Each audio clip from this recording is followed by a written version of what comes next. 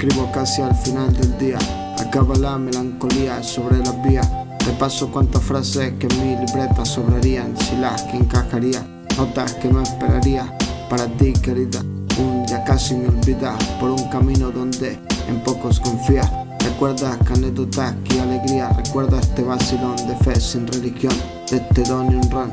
Antes de coger un micrófono, cuestión de profesión a la que me dedico, chico, esta te la dedico. Me quedan 2 rimas y las multiplico. Suena mi eco, saber que por tu cuerpo peco, que podría rapear hasta en checo, sin paracaídas de chaleco, salto sobre el eco. Así es la vida, buscaría una base, me desahogaría casi al final del día, sin preguntarme si muchos me escucharían. Contendría filosofía innata, me inspira como mide, solo espera que te miran, señor Leonidas. Y mira, suena este vals casi perfecto al eco. Caminar sobre tu den, aunque la luna mengüe. Callejón sin salida, donde alguien todos los días juega su vida. En mi lugar, ¿cuánto apostaría? Vengo por mucho más atrás que en la carretera.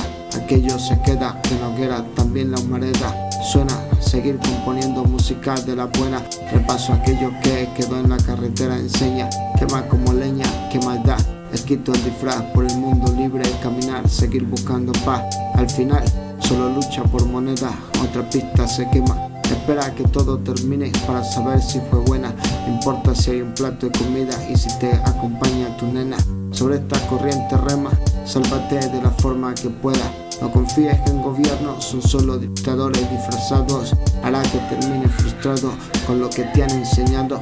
Bajo esta esfera, con verso por verso, un beat que cuando suena, suelo interpretar. Lo represento desde un gueto para toda la hermandad. Sientes como el sol gira en el horizonte, todo se va lejos pero cerca de una gran ciudad. Unidos como hermanos, como si el pasado ya nos hubiese escuchado cantar. Muchas historias que contar que guíen mi camino. Las estrellas que arriba suelen alumbrar. Te dedico una más. Yo, te dedico una más.